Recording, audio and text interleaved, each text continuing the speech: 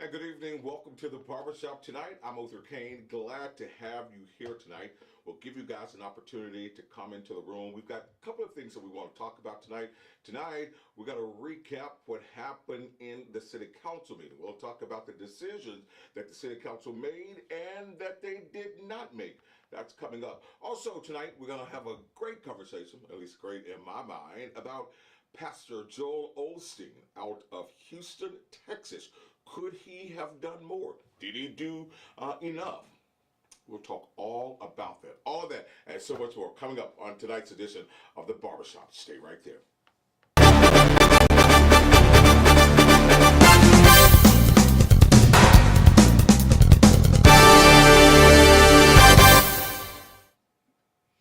All right, and welcome back. Hey, listen, so lots to talk about tonight. Glad to have you here. So I think that we will start tonight with Pastor Joel Osteen and what is happening in Houston, Texas. So first and foremost, let me get up here, sit up here. First and foremost, let me say this to you. Our hearts, our thoughts, and our prayers are with all of those affected by what was Hurricane Harvey, now Tropical Storm Harvey. If you can do, please do. If you can give, please give. We all can pray if we can't do anything else. So let's please keep all those folk in Texas and even Louisiana as they brace what is seemingly headed their way. So let's keep them in prayer. But let's talk a little bit about Mega Pastor Joel Osteen. And there's been a lot of controversy. I want to read to you portions of an article from the Washington Post. Joel Osteen is Houston's celebrity televangelist, pushed back against accusations that he closed off his 606,000 square foot megachurch amid a flooding crisis that has displaced thousands of residents. He tweeted Tuesday that he and his wife Victoria care deeply about our fellow Houstonians, adding that Lakewood's doors are open and we are receiving anyone who needs shelter. Lakewood Church spokesman Don Ioff said the building itself had been flooded, with water getting close to spilling over the facility's floodgate. Taking in a crowd of storm evacuees over the weekend would have been unsafe, he said, although he maintained that the church's doors have always been open. We never closed, he told the Washington Post. This is crazy. People are saying we've locked the church. The church has been open from the beginning, but it's not designated as a shelter. Water had receded by Monday, and the building was designated as a shelter Tuesday, he said. Media footage showed evacuees with bags in tow arriving at the church as several vehicles lined up outside. By Tuesday afternoon today, hundreds of volunteers waited in line to check into Lakewood Church to help organize blankets, clothes, diapers, and other supplies. Now, let me just say this to you. If in fact the church was not open at the beginning of this catastrophe, it's problematic for me.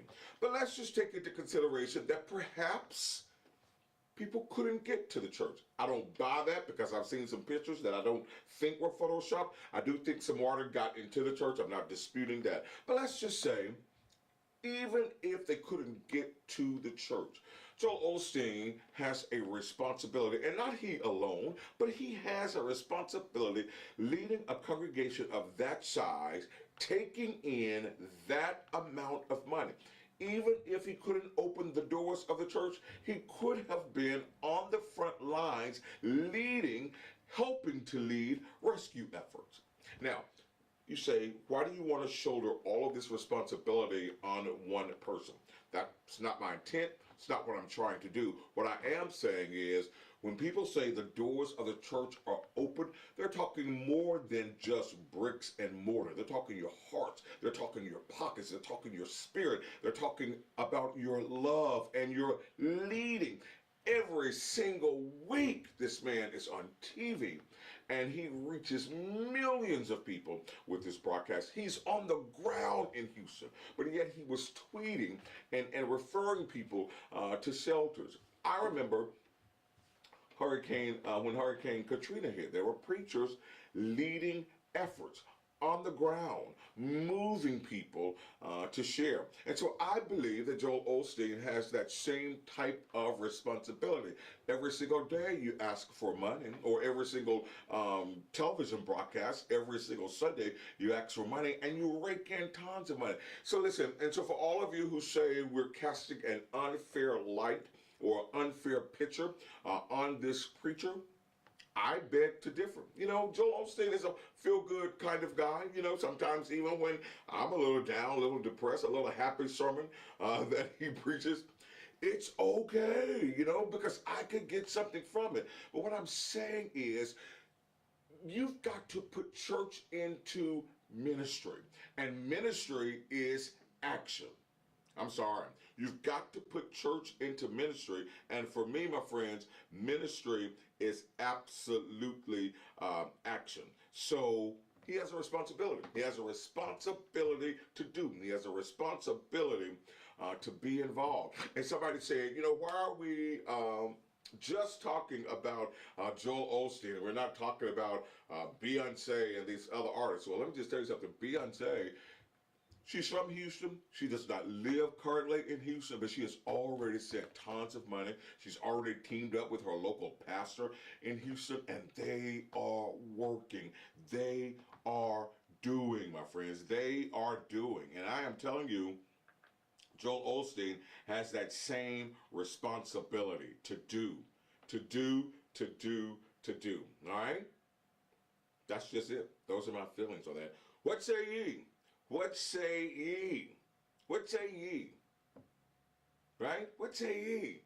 He has a responsibility to do, to provide. The church should have turned into an action word. Ministry is action. Ministry is work. Let's look at some of your comments here. All right, Sylvester says he has access to a multitude of resources. He should have been one of the first to lead the efforts. Sorry, I couldn't agree with you more. He should have been leading from day one, even if you couldn't get to the church. And I've seen pictures where there's water in the church. You're absolutely right. So I'm just saying he should have done it. Hazel says, although it was not reported that Osteen's home was flooded, it was reported that the neighborhood he lives in was flooded. I do believe he can and should be more vocal. All right, so are you guys having the problems hearing? People are complaining a little bit about not being able to hear. So let me know, give me the thumbs up if you are actually hearing us and if we are okay. All right. So listen, make sure you're using hashtag Through Uncut, hashtag Leadership Matters. I am saying to you that Joel Osteen failed in his responsibility to lead. And this is not a whole show about beating up on Joel Osteen, but I'm telling you, every single Sunday, every single week, you come into the homes of millions. And I read somebody's post and said, until you get a platform like Joel Osteen, you should shut up and you should stop judging. Well, I think that's a backwards way of thinking. I think that's backwoods. In fact, I think that is ignorant, if you would. Because if I had that kind of platform, you best believe, and the person wasn't talking to me specifically, but you best believe if I had that kind of platform, I would be on the front lines. Absolutely. I would be on the front line.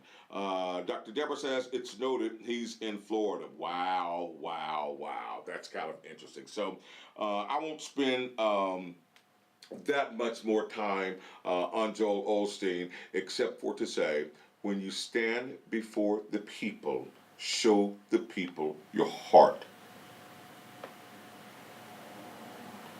When you stand before the people, show the people your heart. And you can show them your heart by your service. You can show them your heart by your service. All right, let's switch gears now and turn to what happened at the Jackson City Council meeting today. Let me just say, oh my God, let me just say this. When I tell you that I just don't like covering the city council meetings, I just don't. You know, I tend to liken covering the city council meetings to slow death. And I think that, you know, for me, I tend to like to assign interns to city council meetings, you know, or rookie reporter to city council meetings. They're tough. It's tough to sit through city council meetings. It is absolutely tough to sit through city council meetings. Let's see what Eric Banks, Councilman Banks, is saying. Bishop Derek Traylor from Jackson and a local pastor in Houston is stepping up. That's good to hear, brother. Thank you for sharing that. Liz says, stand before the people, show the people your heart. I'm telling you, that's it. When you stand before the people, show the people your heart. And I really believe that. I really believe that. I'm not really following Dr. Deborah. She said he showed his heart. Now I got you. He showed it all right by not doing, right? He absolutely showed it by not doing it. But let's switch gears and get to Jackson City Council meeting. And again, I think city council meetings should only be covered by interns or new reporters. I don't think seasoned people should have to sit through all of that. But, you know, sometimes you still have to. Nonetheless, I had an opportunity to go to the city council meeting today, and there were about 4 or 5 things on the agenda that I was specifically looking for, 2 of which they pushed to Thursday. The confirmation of Mayor Chokwe Antar Lumumba's new planning director, or suggested planning director, or nominee for planning director. They pushed that confirmation to Thursday. They also pushed Mayor Chokwe Antar Lumumba's nominee for a new airport board member, Jackson Municipal Airport Authority board member confirmation. They pushed that to Thursday too. They finally pushed approving the Pharisee Festival getting $15,000 to Thursday after about an hour conversation about the Pharisee Street Festival. About $15,000 for the Pharisee Street Festival. These folks spent an hour, if not longer, talking about giving the Pharisee Street Festival $15,000. Now, there were some great points made in this hour discussion. There were some great points made, so I don't want to discredit that, all right? I don't want to discredit that. There were some great points made. And I will try to articulate what I thought Mayor Lumumba was sharing. So Kenneth Stokes, I'm thinking that Kenneth Stokes placed the item on the agenda to give the Pharisee Street Festival $15,000 matching money so that they can promote and market the festival that's coming up September 23rd, I think is the date that I heard. And Councilman Stokes suggested, because Councilman Priester said, where's this money going to come from, right? And Councilman Stokes said that this money should come from the fund balance, right? He said this money should come from the fund balance. And Mayor Lumumba vehemently objected to that. He was vehemently, adamantly opposed to getting $15,000 out of the fund balance for the Pharisee Street Festival. And he had a very legitimate, intelligent reason behind it. But I understood all 3 points, and I specifically understood, and particularly understood his point. And what he said today was that the credit agency, Moody was looking at the fund balance in the city. And Moody ranks our bond rating and our credit scores, and they're monitoring. And he said Moody monitors every single day. And he said that it would be irresponsible to take money out of the fund balance and give it to the festival. And he said $15,000 isn't a lot of money, but you have to be disciplined in your approach. And because he has put strict measures in place that we will not touch arbitrarily the funds in the fund balance, he was opposed to giving them that from that fund. He made it very, very clear. He made it very, very clear that he was not opposed to the Pharisee Street Festival and that the city would look in other places for the money. Councilman Stokes' position on this was, you know, we've been paying this out of the fund balance all of these years. You know, Why should we change now? He even said, you know, Mayor, is this going to be a standard practice of yours? Are you going to now try to dictate what we can do with the money? He said that not in those exact terms, but he insinuated that. Councilman Stamps' position was, this festival has been around for forever. Let's just get this done and vote for it now. Give them the money. We found money for everything else. Particularly, we found money to give folk raises. Let's just give these folk the money. And so eventually it was tabled and moved to Thursday. Councilman Priester suggested finding some money in the clerk's office. He said that we're about to close out this fiscal year. We got a month left. There were some positions that were not filled, and maybe we could take that money and give it to them. And he also said that this long discussion spoke to a very systemic problem that the council has, and they're going to take that up a little bit more on Thursday. Hopefully they will find the money. Mayor Lumumba assured them that his finance and administration team, they were looking. Before the discussion was over, the clerk came and told Priester that they had found the money. So they got to work it out.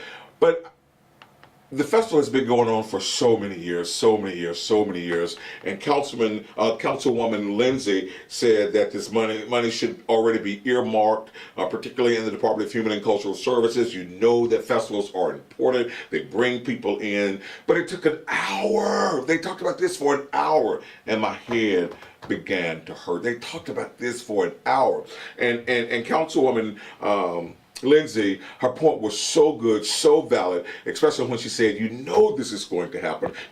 Festivals are important.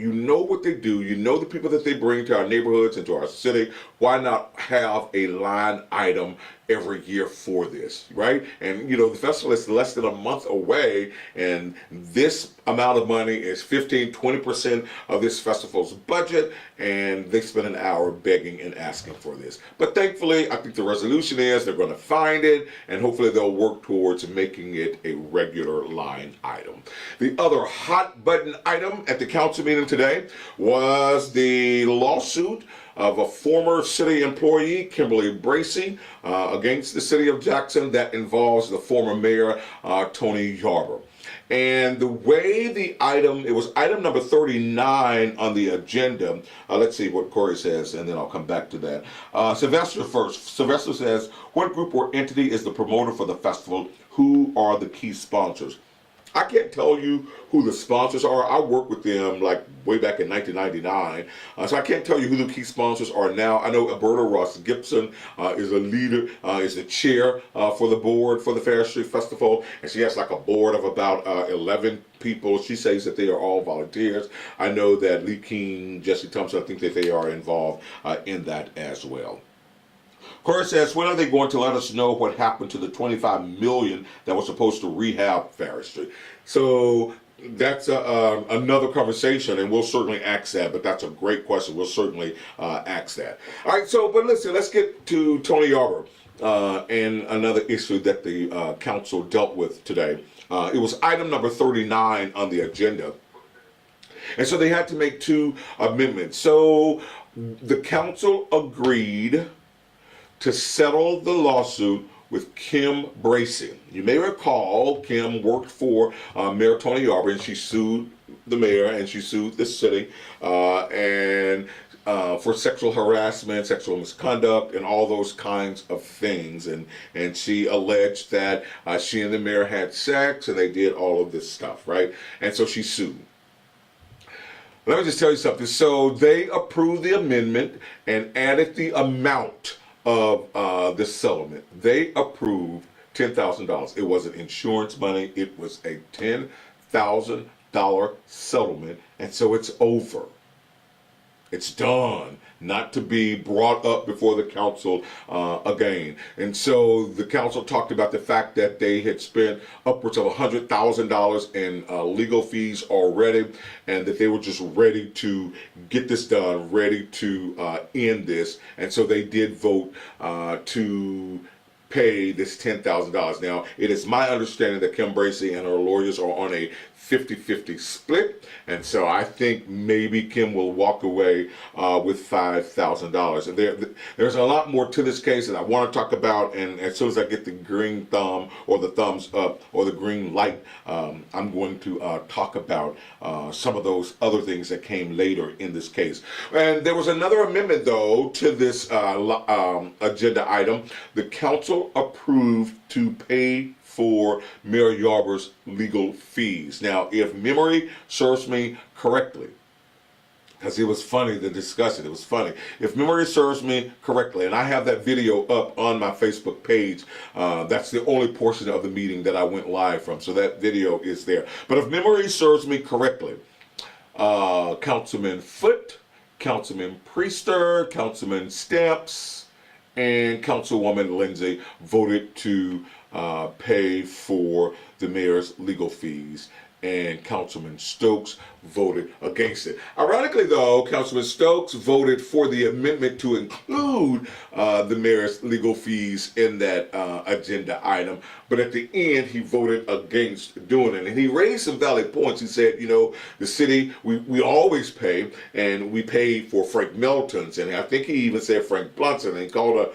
somebody else's name. He said, check the record, don't quote me on this, but check the record, we've always paid, so why would we not pay now? And then he even said to Councilman Priester, are you going to vote against your own amendment? If we need more time, let us have more time, blah, blah, blah. But in the end, Priester voted for it, and Councilman Stokes voted against it. But Priester voted against even adding that particular amendment in terms of paying former Mayor Tony Yarber's legal fees. Priester was pretty adamant. He said something to the fact that Yarber is not asking for us to pay it, so why should we? And he's, you know, talked about, he was, you got to go back and watch it for yourself, because he was very harsh, he was very adamant. He said that Yarber put himself in this position. He created this, and so, but he also acknowledged that he was ready to get it over with. He was ready for it to be done. He was pretty harsh, and I'm telling you, since the start of this administration, this is the first time I've seen Priester this harsh. I was like, man, Priester has changed. Priester is not, for lack of a better word, he has not been combative, for lack of a better word, and I don't necessarily mean combative in a negative kind of way, but he's been kind of quiet during this administration up until this particular agenda item for whatever reason. But at the end, he voted for it. At the end, he absolutely voted for it. He voted against the amendment of including it, but at the end, he voted for it. And Stokes voted for the amendment to be included, and at the end voted against it. And it was so funny because they spent, Priester and Stokes spent the bulk of the time talking about it, and at the end when the vote was taken and Stokes voted no, Priester goes, really, man? Really, Stokes, for real? Really? After all of that, that's how you voted? That's the outcome. That's how it happened. That's how, that was the turnout. Very interesting for me today. Very, very, very interesting. Let's see what Hazel says. Hazel says the city must be paying their deductible, got to be. How fiscally sound is it to pay Phelps and Dunbar $100,000 on a $10,000 settlement? Nope, it's very clear to me. They're not paying deductibles. It's not insurance, it's her settlement. Smith, I think it's your medium, how you're watching, because most folk are saying that it's very clear that it isn't breaking up. Sylvester says his is clear. Quinn says hers is clear. So Dolores Smith, it must be your device. Is what I am assuming. So listen, let me tell you something. And former Mayor Tony Yarber made a Facebook post after the vote was taken, and he thanked people for their unwavering support. He thanked those council members that voted to include his attorney fees, his legal fees in that.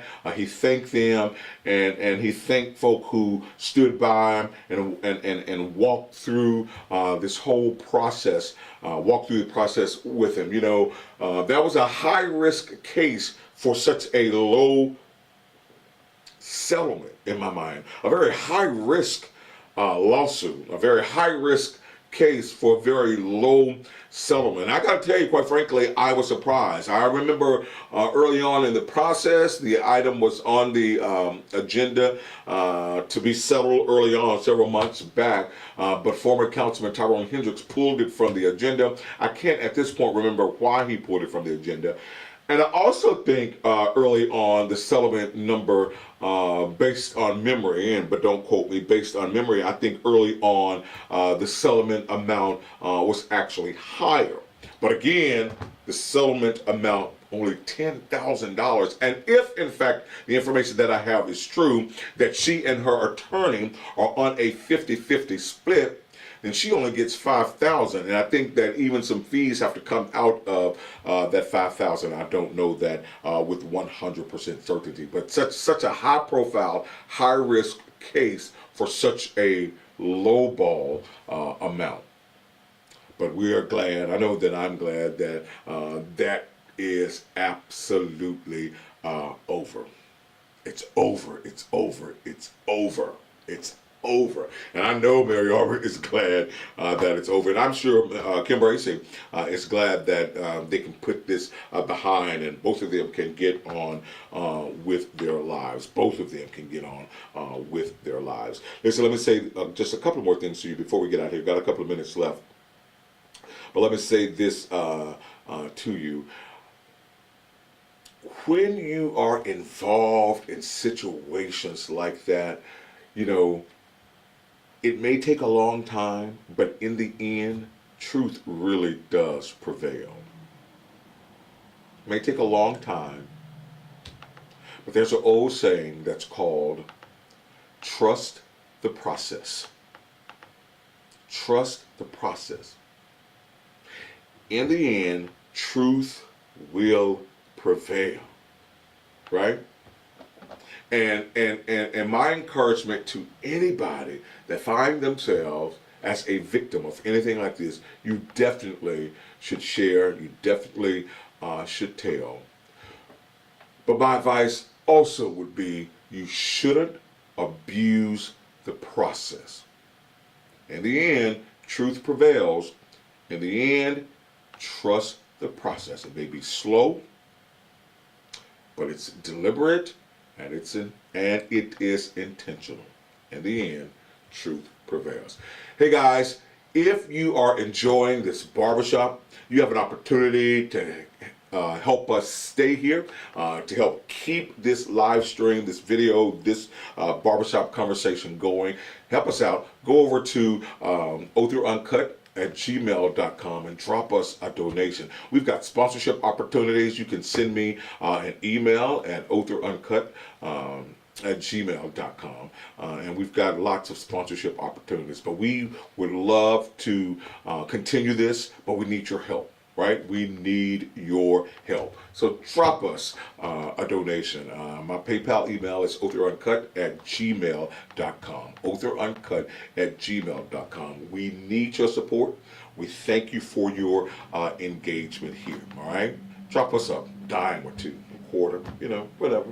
But at the same time that you're doing that, and we really do appreciate it, at the same time that you're doing that, let's please keep all those folk in Houston in our prayers. And if you can send something that way, please, by all means, do that. They're suffering, and they need us. The mayor said today that he had been in touch with the mayor of Houston, and he has offered Jackson as a resource, and however Jackson could help. And we are some giving people, right? We're some giving people.